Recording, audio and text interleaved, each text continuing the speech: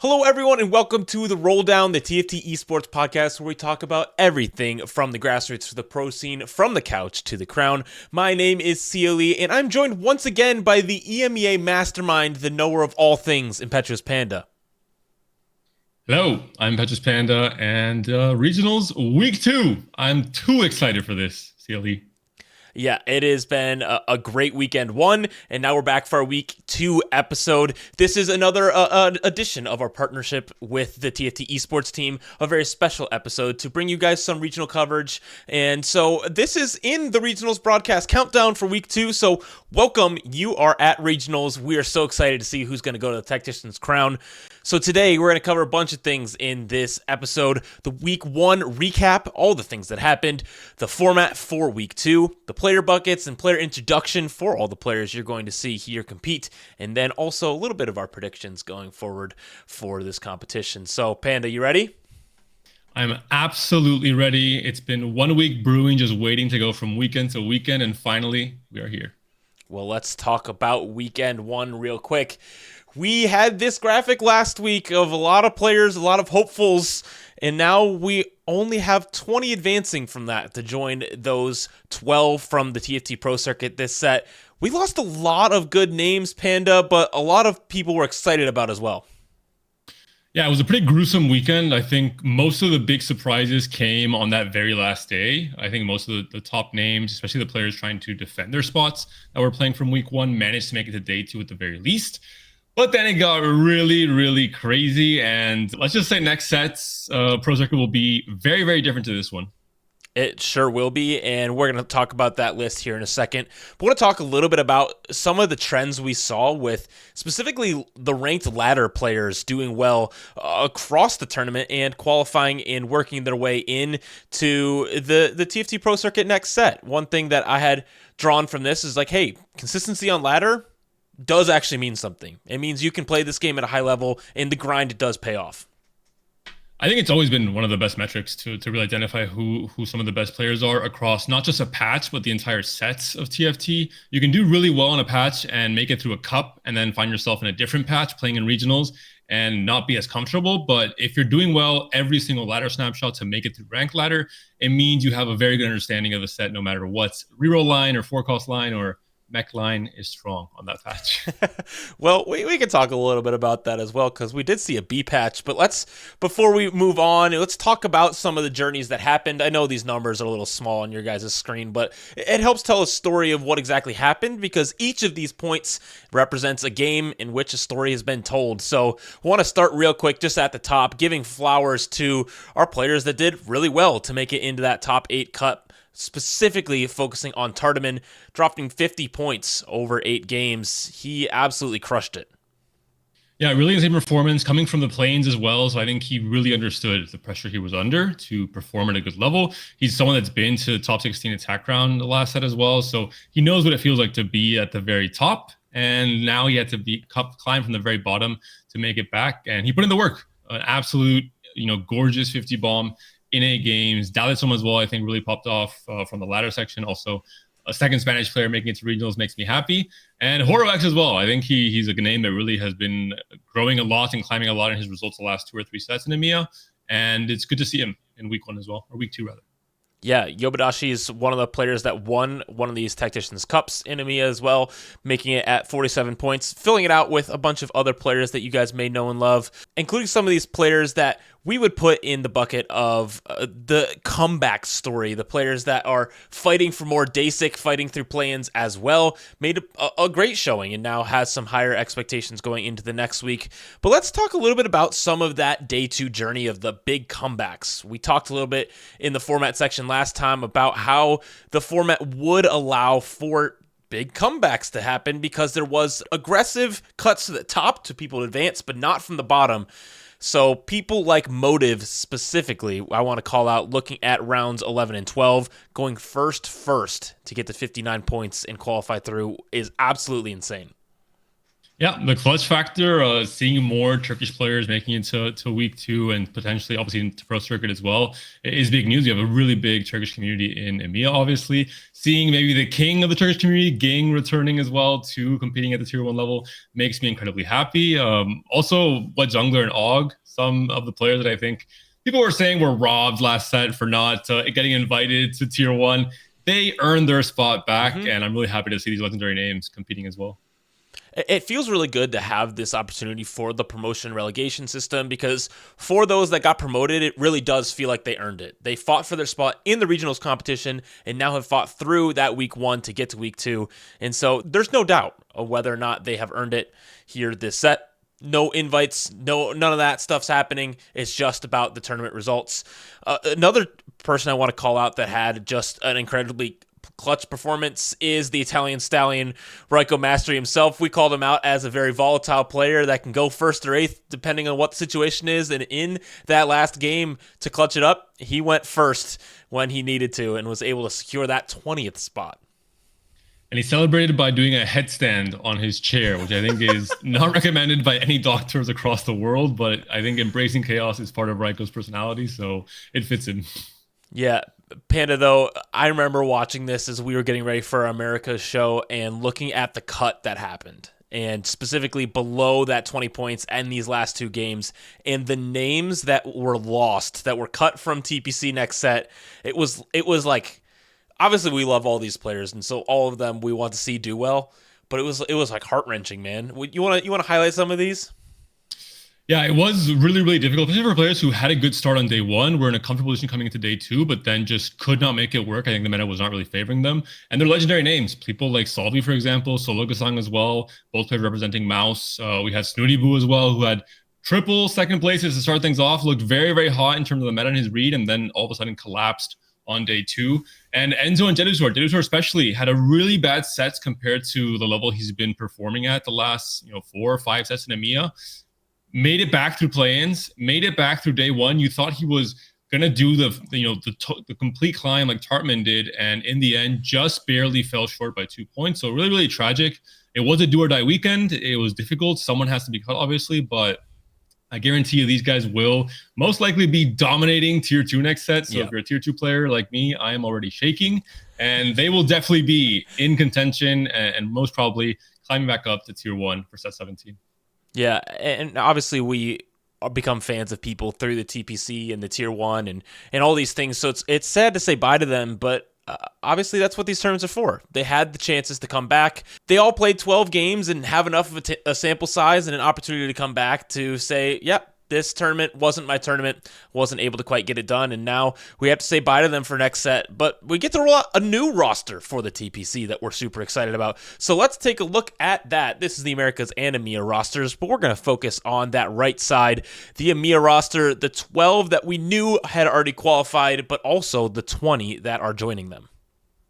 And the 12, the very first on the list, the first 12, already locked in since a while ago. I think we mentioned a lot of these names already for the rest of the competitors. I think some of the cool ones are players like Vigo, players like Moritz, players like Decob, Hypno even, who are known names on ladder and challenger, have maybe done well in a cup or two in their careers, but haven't really spiked, haven't really been household names in any set, haven't had those huge peaks that even players like Clemu have had, where he's won a LAN event in EMEA a few sets ago as well.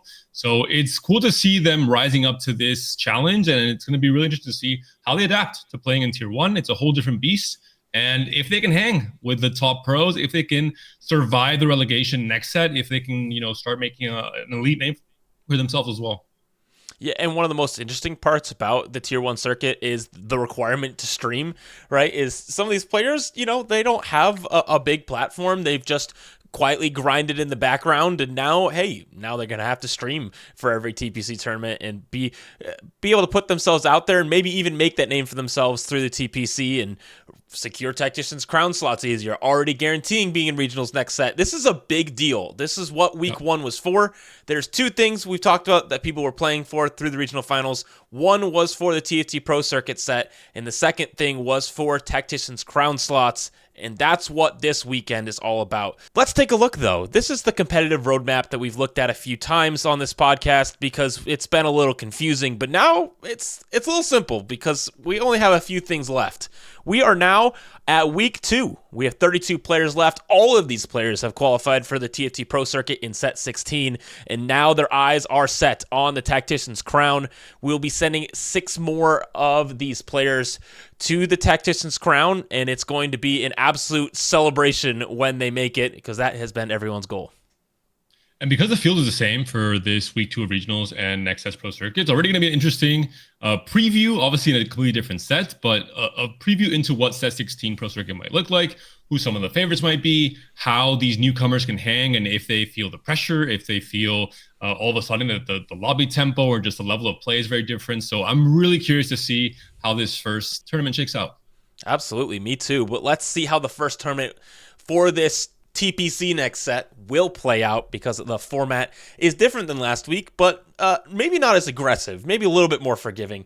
Week 1, day 1, 32 players enter. We've looked at them all. They'll play 6 games on this day 1. This will start on Friday. This is the show you're about to watch, and at the end of that day, 24 will advance to day 2, with the bottom 8 being eliminated. So 24 enter day 2. They'll play 2 games. Then we'll have a bottom 8 eliminated once again. So more aggressive cuts from the bottom, but the top players still having a lot to play for. 16 players will be left after 8 games. They'll play 2 more games, and then after that, we'll have our first 4 players advancing to the regional finals. The day 3. And the biggest difference with week 2 to week 1 is the fact that there is not going to be a cut up from the top in these first 2 games. It's only going to be from the bottom. So players who enter day 2 behind on points, they have to play very aggressive. They only have 2 games of leeway instead of 4. After those 2 games, 4 will be advanced, 4 will be eliminated, 8 players will be left, and that will be a final 2 games to show who will be in the final lobby for our regional finals here in EMEA. And this format is a little bit simpler because you have 8 players. We're going to play a bunch of games, and we're going to send 6 of them to the Tactician's crown.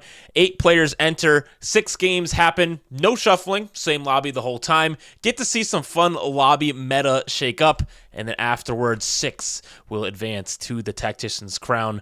Panda, this finals is, one, incredibly exciting if you can get ahead, but if you're fighting from behind and you're one of the 2 players that gets left out, it doesn't feel great.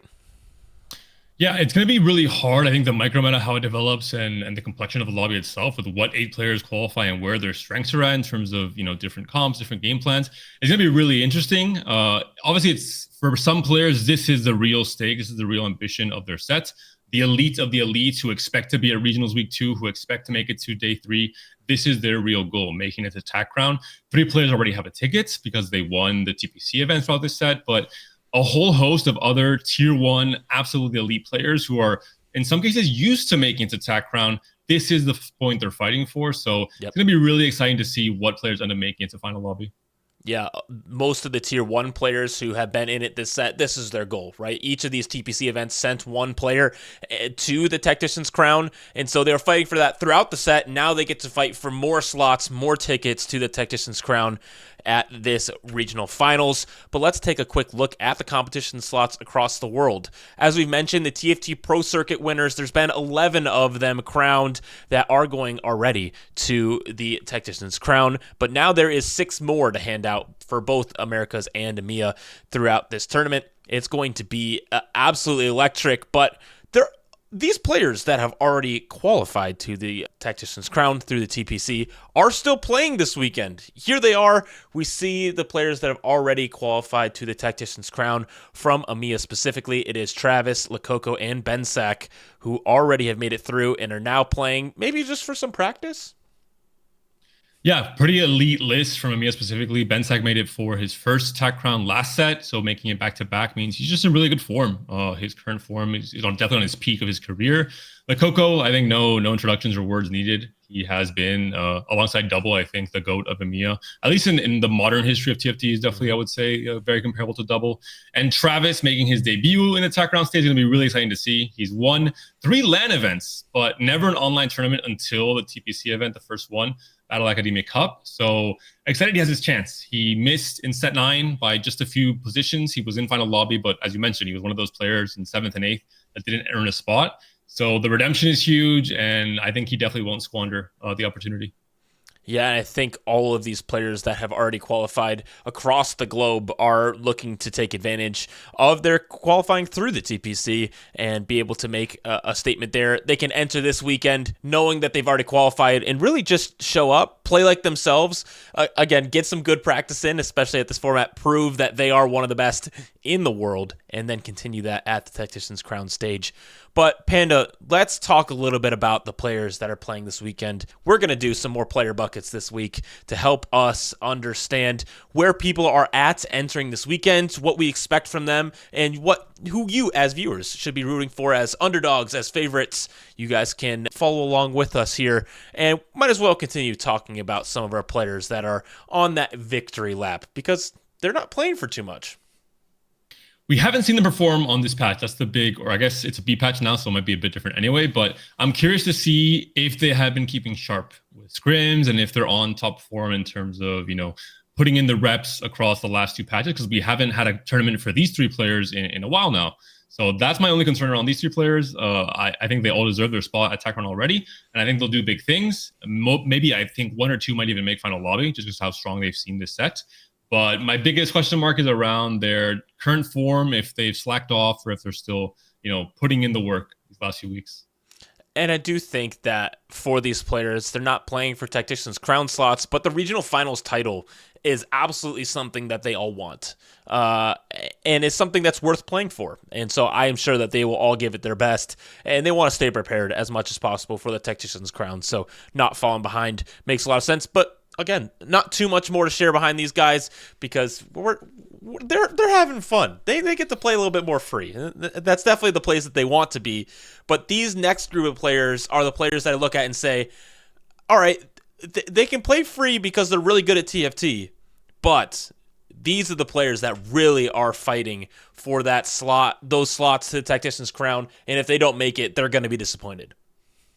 I think the story is always going to roll around Double in this category because he is just the perennial favorites. More so specifically this set because he made it to 3 final lobbies. He didn't win a single cup, but he was also not distinguished or rewarded for this consistency due with the way the format shaked out for this first Pro Circuit. I'm not sure that'll change in the future. So I think there's even more pressure on him to perform. If he feels like he dominated the entire set and then somehow doesn't make it to final lobby, somehow doesn't have a good week 2, that would be absolutely tragic. So I think he knows he has to keep doing what he's been doing. If he's reached 3 final lobbies, he can reach 4, and he is Double after all. He's made it to, I think, 6 or 7 TAC runs at this point. And if I believe in someone to win a TAC run again for EMEA, I think Double is second TAC run could be a big part of that. And then the rest of the French contingency, I think Gobo, Volta, and Lides, all incredibly strong players. Gobo more kind of the rising talents, riding the wave that Jeduzor was riding as well the last 3 or 4 sets. Lides a veteran player, but he's someone who has really peaked the last 2 sets despite a very lengthy career. Mostly, I think, because of his prep with some of the strongest French players like Coco, like Jeduzor, like Opal, and that whole prep group.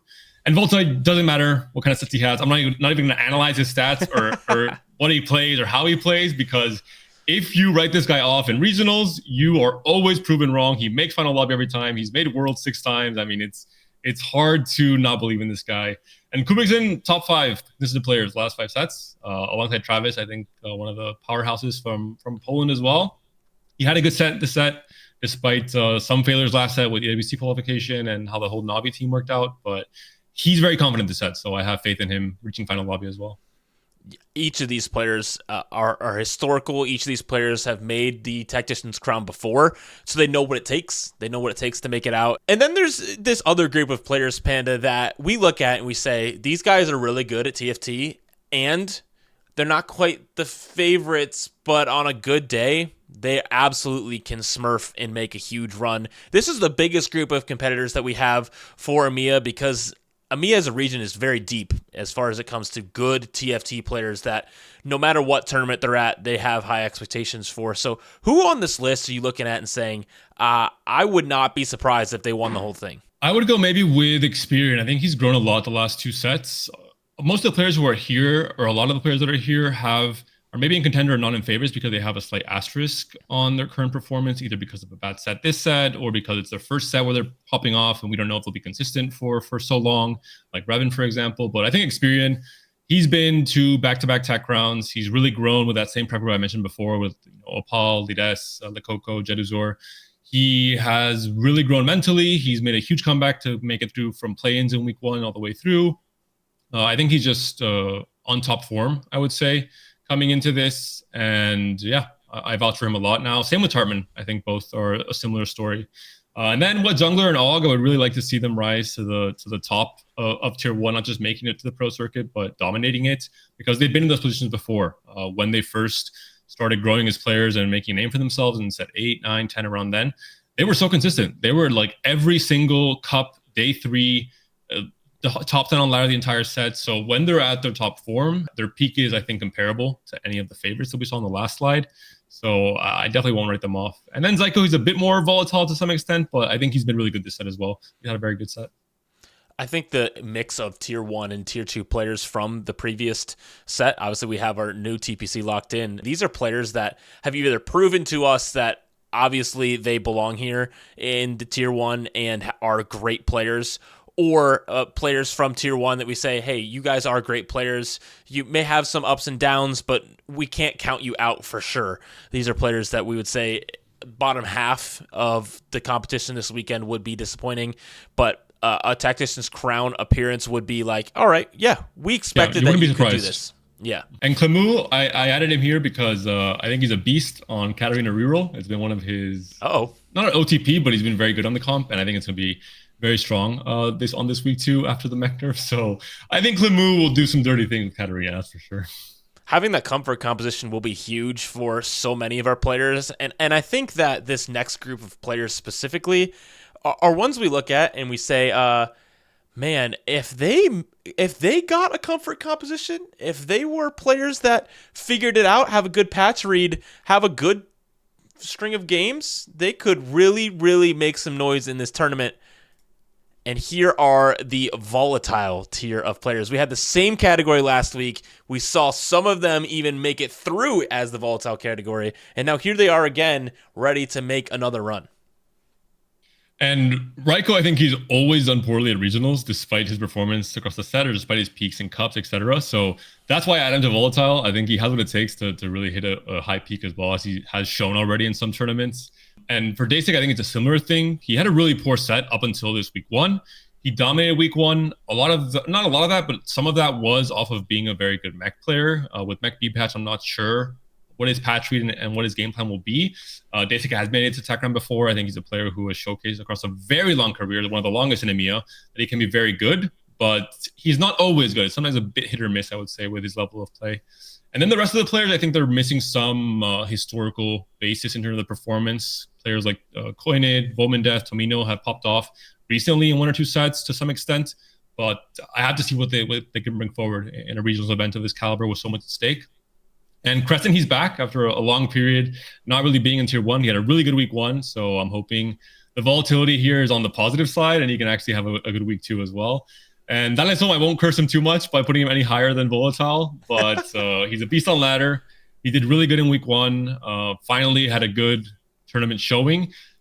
Although he always kind of is cursed in the like real high stakes tournament, which would be week 2 in this case. Hopefully he breaks that curse as well, and he can make it to final lobby at least to give the Spanish community some hopes and dreams of finally seeing a Spanish player at Tech Round.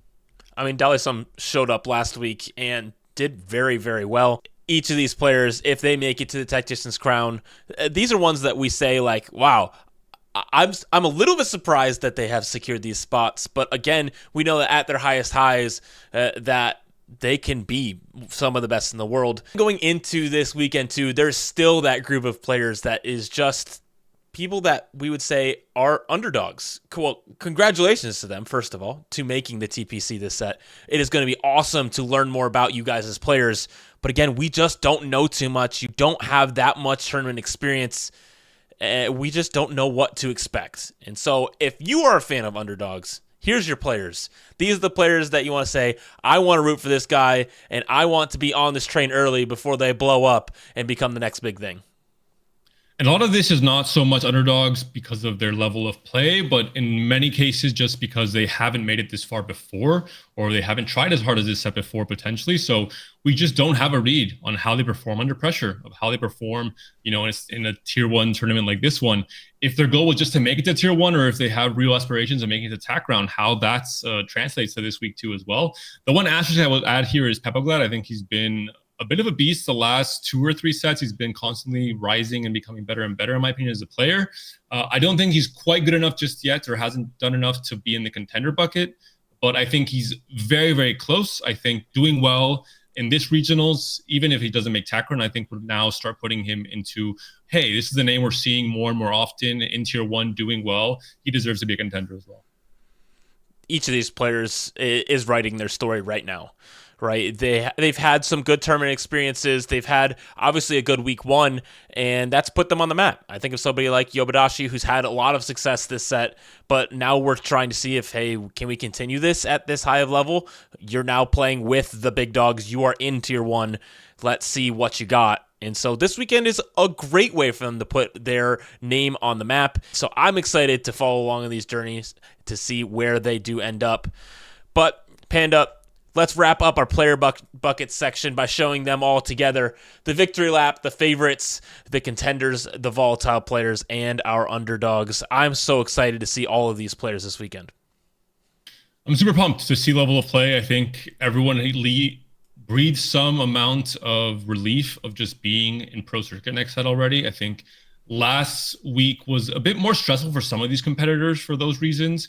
Now some of that stress has been taken off. Now there is the more lofty and aspirational goal of, can I make final lobby with a field that's stacked? Can I have a chance to maybe go from playing in tier 2 for some of these underdogs, potentially playing in trials, to having a chance, however slim, to making a final lobby, to having a good run on day 3, and to getting one of those spots at TAC round, and maybe even doing really well at TAC round. Who knows? I think there's a chance at the very least, which I think is a magical thing about TFT, where if you're good enough, if you have what it takes on ladder to qualify to trials as the entry point, you can go as far as some of these players might this weekend. I think that's really special.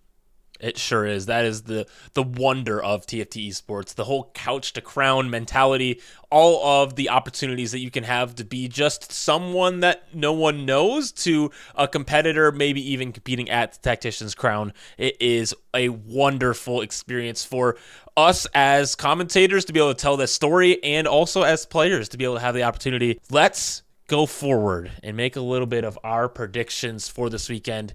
These are players that we're saying our favorites specifically are those that we're saying these guys are going to make the Tactician's crown, and I have little to no doubt about it. And then our dark horse is somebody would be like, okay, maybe if they absolutely pop off, I think these guys should be on your radar. So Panda, let's talk about yours. KC, Double, and Delisum. I mean, Double is obvious. I think at this point, there should maybe be a spot for TAC round just reserved for Double every set. Not having to do anything to prove it, because he is been so good for so long. He's just to go to the EMEA. I think him not making it would be a disappointment for the region, and it would drastically reduce our chances of winning another title for EMEA, I would say, in a TAC round. And for Delisum, I picked him as my dark horse. It worked. The caster blessing went through.